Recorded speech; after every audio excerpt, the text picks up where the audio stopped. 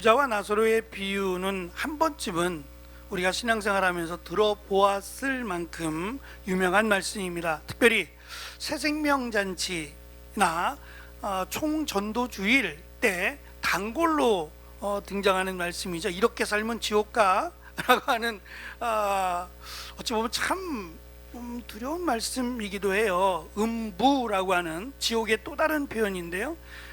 지옥에 대한 말씀이 성경에 많지는 않아요. 그런데 특별히 16장 오늘 읽은 말씀에서 지옥간 이 부자에 대한 말씀을 우리에게 주고 계셔서 우리가 조금 더 유념하여 살펴야 될 말씀인데요. 부자와 나사로, 특별히 거지 나사로라고 설명해야 되겠습니다만, 과연 부자가 주인공인지 아니면 거지 나사로가 주인공인지 둘 중에 하나를 택하라면 누구를 택하시겠습니까? 부자가 주인공일까? 아니면 거지 나사로가 주인공일까? 만약에 둘 중에 하나를 택하자면 많은 분들은 거지 나사로를 택해요.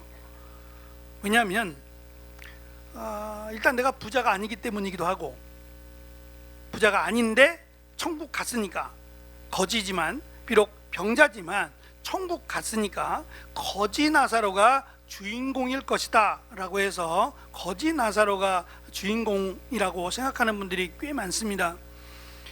오늘 말씀만 보지 말고 16장 전체를 보죠. 16장 앞에 우리가 3번에 걸쳐서 말씀을 나누고 있습니다만, 첫 번째는 불의한 청지기에 대한 말씀이었어요.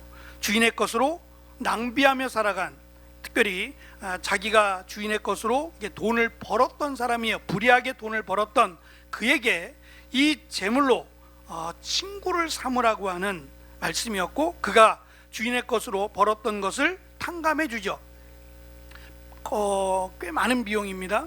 그 비용을 탕감해 주고 오히려 주인에게 칭찬을 듣는, 불의의 재물로 친구를 사귄 것에 대해서 칭찬받는 내용이었고요. 돈을 사랑하는 바리새인이라고 설명되어지는, 하나님과 재물을 겸하여 섬길 수 없다라고 말씀하셨는데 그 말씀을 비웃었다 그랬어요. 비웃고서는 결국 돈을 마치 하나님처럼 섬겼던 부자에 대한 경고를 우리가 지난 시간에 들었습니다. 오늘은 또 부자입니다.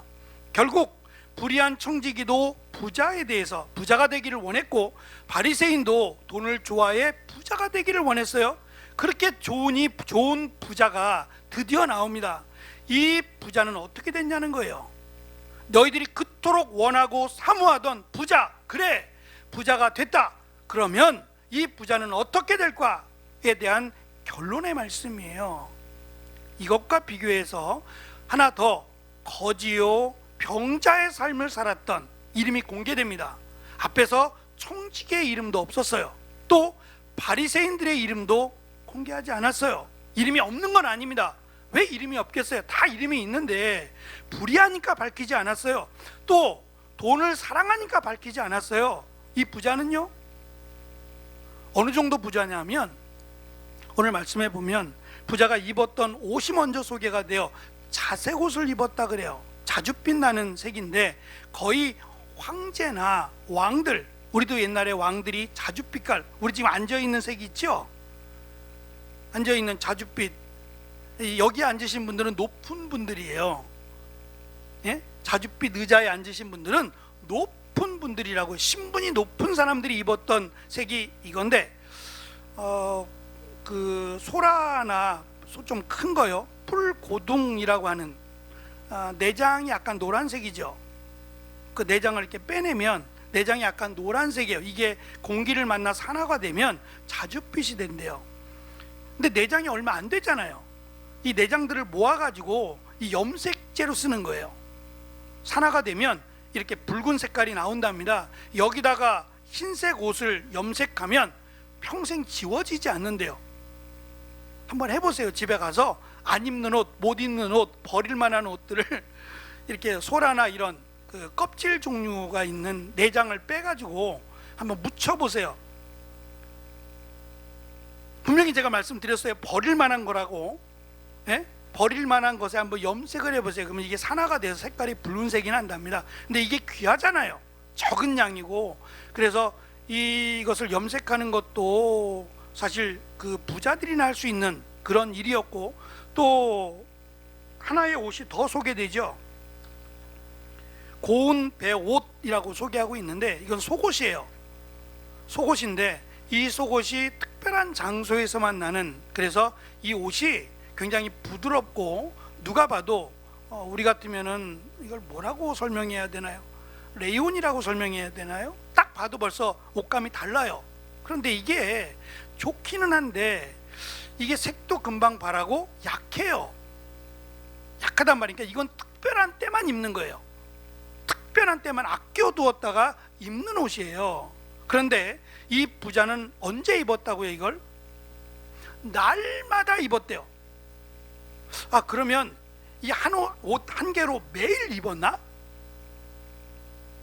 이 옷 한 개로 이 옷만 매일 입었나? 아니겠죠. 날마다 갈아입을 만큼, 이 귀한 속옷을 날마다 갈아입을 만큼, 그러니까 이 사람은 부자인 척 하는 게 아니라 진짜 부자예요.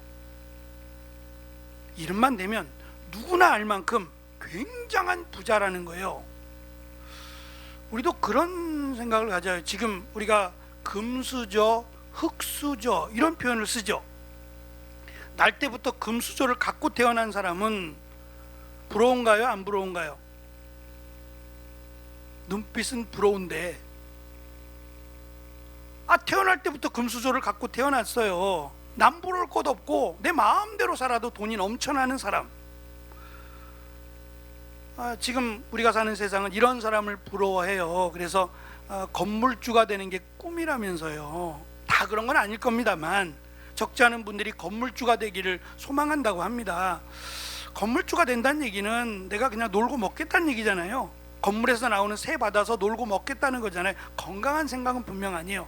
건물을 많이 갖겠다, 나쁘지 않지만 이걸 가지고 놀고 먹겠다는 것은 건강한 생각은 분명 아니에요. 그런데 부자가 되는 것은 꿈이란 말이에요. 그 부자가 되기를 소망하고 꿈꾸며 노력하는 사람들에게 오늘 들어야 될 말씀이에요. 어느 정도 부자냐? 진짜 부자예요. 이 비싼, 예를 들면 속옷 한 벌에 수백만 원씩 하는 이 속옷을 매일 입어요. 매일. 근데 이것이 아깝지 않은, 얼마든지 그래도 될 만큼의 부자예요. 누가 봤을 때는 참 부럽다, 놀랍다, 또는 왜 저렇게 해? 라고 사람들이 말할지 모르겠지만 이 사람은 진짜 부자예요. 누가 봐도 정말 찐 부자예요. 그런데 이 부자가 어떻게 되었느냐에 대한 말씀을 그냥 흘려 들으라고 하신 말씀이 아니라 3번에 걸친 부자, 부자, 부자. 그러면 이게 그냥 지나가듯 하는 말씀은 아닐 거 아니에요. 3번에 걸쳐서 강조하시는 말씀이잖아요. 그렇게 부자가 되기를 원하느냐? 그렇게 부자가 되기를 소망하느냐? 심지어는 부자를 섬기느냐? 그러면 그는 마지막에 어떻게 되는가를 지금 말씀하심으로, 비록 내 모습이 아주 극단적으로 내가 거지와 같고 내가 병이 들어서 구걸해야 될 만큼 연약한 존재라고 하는 정말 최하위의 삶을 살 수밖에 없다고 할지라도 포기하지 말라는 거예요. 극단적으로 표현해서 마치 극과 극이죠. 너무너무 잘 사는 부자와 너무너무 가난한 사람, 이 두 사람을 비교해 놓고 누가 행복한지를 보자 라고 지금 예수님이 말씀하고 있다라고 하는 겁니다. 유대인들은 하나만 넘겨주시겠어요? 지금 보시면 숄과 같은데 저게 기도할 때 머리에 쓰고 하는 거예요.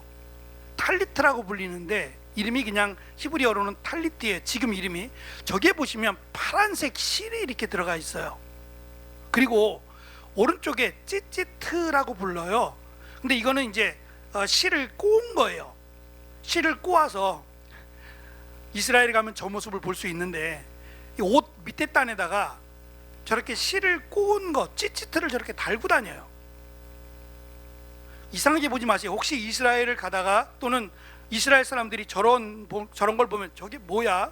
왜 저렇게 실을 매달고 다녀? 이렇게 혹시 오해하실지 모르겠는데 이 말씀이 이렇게 하는 이유가 민수기 15장에 있어요. 제가 읽어드릴게요. 이스라엘 자손에게 명령하여 대대로 그들의 옷단 귀에 술을 만들고 청색 끈을 그 귀에 술에 더하라. 이 술은 너희가 보고 여호와의 모든 계명을 기억하여 준행하고 너희를 방종케 하는 자신의 마음과 눈의 욕심을 따라 행하지 않게 하기 위함이라. 그리하여 너희가 내 모든 계명을 기억하고 행하면 너희 하나님 앞에 거룩하리라. 나는 여호와 너희 하나님이라. 나는 너희 하나님이 되려고 너희를 애굽 땅에서 인도해 내었느니라. 나는 여호와 너희의 하나님이니라. 이 파란색 실을 넣는 것은 잘 보이게 하기 위해서 그래요. 그러니까 눈에 띄게 하기 위해서 저렇게 파란색 실을 넣으라는 거예요. 그리고 이 파란색 실을 넣고 이것을 기도할 때 쓰든 아니면 내가 걸어갈 때 옷 단 맨 끝쪽에다가 저렇게 달든 간에 사람들이 보면 저 달려있는 술을 보고 또 뒤집어 쓴 탈리트를 보고 유대인이다 라고 볼 거 아니에요. 그러니까 저거를 쓰면, 저거를 달면 가야 될 곳, 가지 말아야 될 곳을 생각하라는 거예요. 마치 제 차에는 안 달려 있습니다만 그 차 뒤에다가 이렇게 물고기 모양으로 이렇게 만들어 놓기도 하고, 또 하나님은 주는 그리스도시요 살아계신 하나님이라고 하는 약자를 써서 이렇게 붙여 놓기도 해요. 또 어떤 분들은 예수님은 사랑이시라 이런 걸 붙여 놓기도 해요. 그러면 내가 운전할 때 좀 그리스도의 영광을 가리우지 않도록 운전하지 않겠느냐라는 거죠. 그렇지 않겠어요? 아무래도 이 차에 누가 타고 있다는 얘기예요? 예수님을 믿는 사람이 탔다는 거 아니겠어요? 그러니까 운전도 예수님을 믿는 사람답게 그렇게 운전하겠다라고 하는 아마 그 마음을 갖고 이렇게 붙였을 거예요. 근데 저도 처음엔 붙였었는데 뗐어요. 왜냐하면 이게 사고가 나게 되면 안 좋더라고요. 교회 다니는 사람이 이러면서 하니까 이것도 안 좋고, 또 이모저모해서 그냥 떼고 다닙니다만,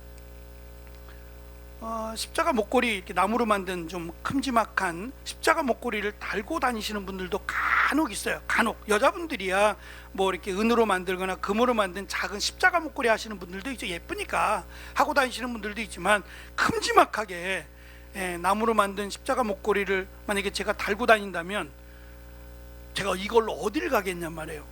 또 가서 식당 가서 조금 불편하고 음식이 제대로 안 나온다고 해서 주인 이리 오시오, 이 음식이 뭡니까 이게?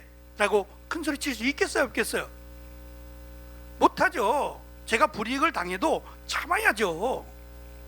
이거를 했다 그래서 꼭 그런 건 아니지만 내가 이것을 한다는 것 자체가 사실은 저를 불편하게 해요. 안 그래도 제 목소리를 들으면 혹시 하시는 분들이 있거든요. 익숙한 목소리는 아니잖아요. 걸쭉한 목소리가 어디서 듣겠어요? 목사님이세요? 기도 많이 하시나 봐요. 저는 그런 얘기를 참 많이 듣거든요. 더군다나 머리가 2대8 가르마에 이렇게 막 호화로운 막 그런 이 옷도 아니라 좀 점잖은 옷에 누가 봐도 그냥 찍어도 맞아요. 목사님 아니세요? 뭐 여러 가지 모습을 볼 때 그것도 그런데 거기다가 십자가 목걸이까지 하고 다니면 이것 자체가 별건 아니어도 내가 여기에 맞게끔 살아야겠다는 생각을 하지 않겠냔 말이에요. 그래서 하나님이 주신 거라고요. 이 탈리트를 쓰고 기도하라고, 또 찌찌트를 이렇게 달고 다니라고 하는 것은 불편하지만 사람들 시선에 얘는, 이 사람은 하나님을 믿는 하나님의 백성이야 라고 구별하게 살아가라는 거예요. 근데 이것이 마치 내가 거룩하고, 이것이 내가 마치 하나님의 정말 백성다운 표식으로 자리하게 되면서 잘못되어지기 시작했어요. 그러니까 내 삶은 거룩하지 않는데 이것만 뒤집어 쓰면 되는 것처럼, 마치 이것만 달고 다니면 내가 하나님의 백성인 것처럼 내 말이나 행동은 전혀 그렇지 않는데 이것을 달면 마치 그렇게 되는 것처럼 잘못 사용하게 되었다라는 것도 볼 수 있어요. 아예 그냥 자줏빛으로 넘겨도 됩니다. 자줏빛으로 그렇게 자신을 드러내고 살아가던 부자, 내가 그만큼 부자라는 거죠. 내가 그만큼 부자야, 그러니까 내가 얼마나 하나님의 사랑을 많이 받은 사람이야 라고 하는 것을 자랑하며 그것을 즐기던 사람이라는 거예요. 문제는 이 부자와 나사로는, 특별히 이 나사로에 대한 설명이 잠깐 나옵니다. 그는 신체에 대한 설명인데요. 이 나사로가 그 대문 앞에 개역 개정 성경은 뭐라고 되어 있냐면 이 버려졌다라고 되어 있어요. 대문 앞에 누워 있는 건데 왜 그러냐면 그가 헐었다 그리고 헌대를 걔가 핥았다라고 할 때 이 헐었다라고 하는 단어가 염증이나 궤양으로 시달렸음을 의미하는 단어예요. 그러니까 몸이 지금 우리식으로 하면 굉장히 안 좋은 상태예요. 먹지를 못해서 그럴 것이고, 그러면 그렇게 얘기할 수 있을 거예요. 좀 도와주지. 주인이 그 부자가 이걸 다 먹겠어요? 먹다 남은 거 그냥 걔에게 주지 말고 나사로에게 좀 던져주지 라고 우리 혹시 이해할지 모르겠어요. 어차피 남는 거 요즘 같으면 음식 쓰레기잖아요. 음식을 버리지 말고 저 배고픈 거지에게 좀 나눠주지 라고 혹시 생각할지 모르겠는데, 이스라엘 백성들은 이 부자라고 하는 것을 하나님의 축복을 받은 자로 여겨왔고, 거지를 반대로 하나님의 심판을 받은 자로 여겼어요. 그러니까 하나님이 돕지 않으시니 거지가 됐다고 여긴 거예요. 그리고 병을 들었어요. 그러면 하나님이 버렸다라고 생각을 한 거예요. 그러니까 하나님이 버렸고 하나님이 함께하지 않는 저 사람을 내가 돕는다? 도울 수 없는 거예요. 오히려 돕는 것을 하나님이 하시는 일을 방해한다고 여겼어요. 예수님은 그렇게 말씀하지 않으셨어요. 예수님은 도우라 그랬어요. 도우라고. 왜? 하나님 앞에서 똑같은 하나님의 백성, 그래서 누가복음을 시작할 때 족보가 아담까지로 이렇게 올려놓은 것은 아담에 속한 모든 사람은 다 하나님이 만드신 피조물임을 강조했던 거거든요. 근데 유대인들은 그렇지 않았던 거예요. 유대인들은 거지나 병자를 마치 죄인 취급하듯단 말이에요. 그러니까 죄인을 돕겠냐고요? 도울 수 없는 거죠. 그러니까 죄인을 내버려 두는 것이 마땅하다고 여겨왔어요. 그런데 이 땅에 살아가면서 부자와 나사로는 좁혀지지 않아요. 어찌 보면 불평등하고 불공평해요. 쫓을래야 쫓을 수 없고 따라갈래야 따라갈 수 없는 불평등의 삶을 살 수밖에 없어요. 그렇더라도 이 땅을 살아가며 끝까지 이 평등이 좁아지지 않아요. 거지는 거지대로, 나사로는 나사로대로 살고 부자는 부자대로 살았어요. 그런데 지금 여기서 가장 핵심적으로 봐야 될 게 뭐냐면 죽는다는 거예요. 이 죽음 앞에서는 공평합니다. 시간적 차이는 있을 수 있어요. 또 그 죽음이 어떠한 죽음이냐에 대한 차이는 있지만 누구든지 반드시 죽어요. 부자도 죽고요, 거지 나사로도 죽어요. 거지 나사로는 병이 있어서 몸이 약해서 먼저 죽었어요. 그럴지라도 부자도 영원히 살 수는 없어요. 조금 더 살 수는 있어요. 그러나 죽음 앞에서 모두는 평등합니다. 여기서부터 사실은 시작되는 거예요. 이것을 부인할 사람은 없어요. 죽습니다. 우리는 누구나 다 죽습니다. 이것을 부인할 사람은 없을 거예요. 문제는 죽음 이후의 삶이에요. 저는 최근에 전 사실 드라마를 잘 안 봐요. 말씀드린 것처럼 드라마를 보면 끝까지 봐야 되잖아요. 드라마가 재미있을까요? 재미없을까요? 재밌겠죠. 재밌으라고 만든 거니까. 그러면 저는 보면서 재미없네 그러면서 보겠어요? 재밌겠죠. 저도 사람인데. 그러면 그 다음 편이 기다려지죠. 그래서 안 봐요. 영화는 한 번에 딱 끝나니까 보면 내가 보겠다라고 마음 갖고 딱 보면 끝나지만 드라마는 안 끝나잖아요. 몇 부작이든 끝날 때까지 봐야 되잖아요. 더군다나 이게 우리 그 TV 공영방송 말고도 얼마나 많은 TV가 있어요. 막 쏟아져 나오듯이 드라마가 나와요.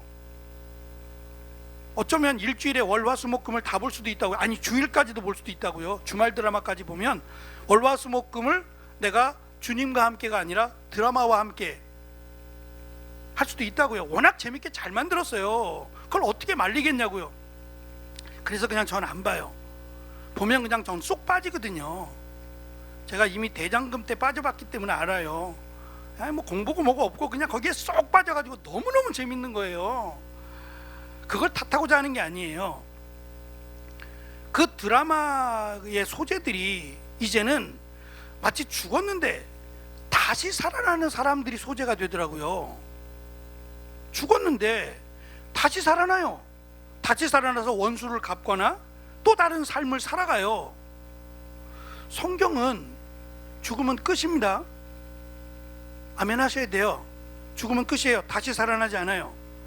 이건 만들어낸 이야기입니다. 절대 그런 일이 없어요. 이게 가능하면 힘들면 죽어버리면 되잖아요. 내 힘으로 안 되니까 내 인생 더럽고 치사해 그리고 죽어버리고 다시 살겠다, 그럴 가능성이 있잖아요. 그래서 자살하는 거 아니에요? 더 이상은 내 힘으로 안 돼, 그러니까 이 땅에서 여기까지 끝, 다시 태어나서 하지. 못 태어나요. 없습니다. 절대 다시 태어나지 않습니다. 그리고 죽음 이후에는 심판이 있어요. 그 심판으로 말미암아 지옥으로 갈 거냐 천국으로 갈 거냐가 결정이 되는 겁니다. 이거밖에 남지 않아요. 근데 자살은 이게 조금 제가 너무 예민한 주제예요. 사실은 자살이라고 하는 주제가 요즘은 왕왕 이 자살한 이런 상가집을 갈 때가 있어요. 특히 젊은이들 경우에는 너무너무 안타까워요. 그러니까 그런 데 가서 만약에 제가 설교하라 그러면 정말 힘들어요. 그래서 천국 갔다 지옥 갔다 말을 못해요. 못하고 저는 그냥 이 사람이 살았을 때 삶에 대해서 그리고 가족의 안타까움에 대해서만 설교하고 끝내야지, 이 가족들은, 유족들은 혹시라도 얘가 신앙생활을 했었기 때문에 천국 갔을 것이다 요 말을 해주길 원해요. 저도 그 말하기 원해요. 근데 저는 그렇게 말할 자신이 없어요. 만약에 자살해서 천국 가면 다 자살하지 않을까요? 생명은 하나님이 주신 거예요. 하나님이 주신 겁니다. 그래서 우리가 생명을 소홀히 해서도 안 되지만 내 마음대로 해서도 안 돼요.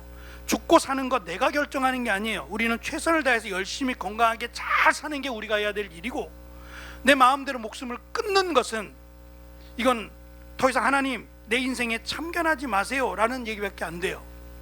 결코 신앙적이지 않습니다. 다시 말씀드리지만 자살은 안 돼요. 결코 하나님의 뜻이 아닙니다. 비록 어쩔 수 없이 이 땅에 최악의 삶, 나사로와 같이 정말 내가 너무 건강이 안 좋으니까 다른 사람의 도움을 받아야만 살 수 있는 지경에 이른다고 할지라도 우리는 여기서 답을 찾아야지, 여기서 답을 찾아야지 내 생명을 끊는 일은 결코 해서는 안 됩니다. 부자와 나사로는 결코 하나가 될 수 없는, 가까워질 수 없는 이 땅의 삶이었어요. 근데 죽음 이후는, 죽음이라고 하는 곳에서 삶이 뒤바뀌게 돼요. 그러면 왜 부자는 지옥을 갔느냐, 음부를 갔느냐라는 거예요. 만약에 부자가 음부 간다면 부자 되면 안 돼요. 거지 나사로가 천국 간다면 우리는 거지로 살아야 돼요. 그 말이 아니에요. 거지라 그래서 다 천국 가고 부자라 그래서 다 지옥 가느냐, 그게 아니에요. 그 답을 오늘 말씀에서 줍니다. 어디를 보시냐면 31절입니다. 31절에 부자가 왜 음부에 갔고 거지 나사로가 왜 아브라함의 품에 들어갔는지에 대한 설명을 간략하게 해주는데요, 모세와 선지자들의 말 듣기를 거절했다는 거예요. 무슨 말씀이에요? 모세와 선지자, 이미 앞에서 선지자 얘기했어요. 요한까지라 그랬어요. 그러니까 요한이 전한 선지자, 선지자의 마지막 클라이막스인 세례 요한이 전한 게 뭐예요? 예수님이 왔다는 거잖아요. 천국이 왔다는 거 아니에요. 회개하라, 천국이 가까이 왔다, 이게 세례 요한의 외침 아니었어요? 다시 말하면 예수님께서, 아직은 아니지만 예수님께서 인간의 육신으로 오셨어요. 하나님이신데 우리의 죄를 사하기 위해서 인간의 육신으로 성육신하여 오셨고, 그 예수님이 죄가 없으신 하나님이신 예수님이 십자가에 달려 죽으셨고 부활하셨어요. 그것을 들어야 되고 그것을 믿었다면 이 사람이 부자였으면 아브라함의 품에 갔을 거예요. 그리고 또 한 가지, 이렇게 살지 않았을 거예요.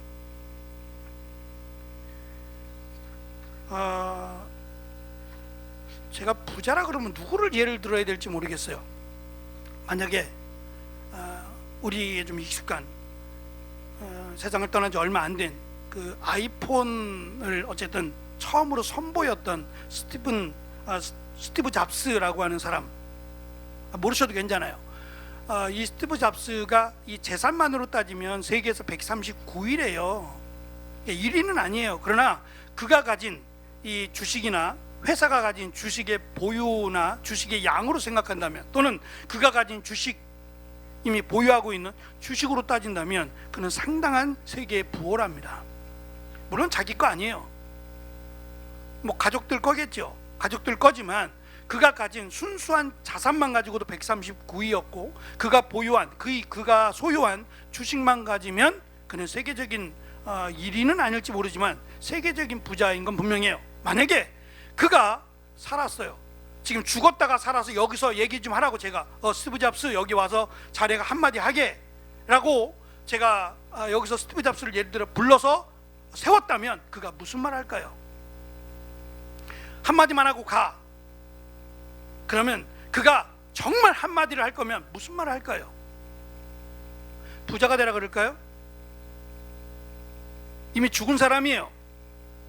그 죽은 사람이 이 자리에 서서 마지막 한마디를 한다면, 그리고 이 부자가 그랬잖아요. 저는 스티브 잡스보다 이 부자가 더 부자일 수도 있어요.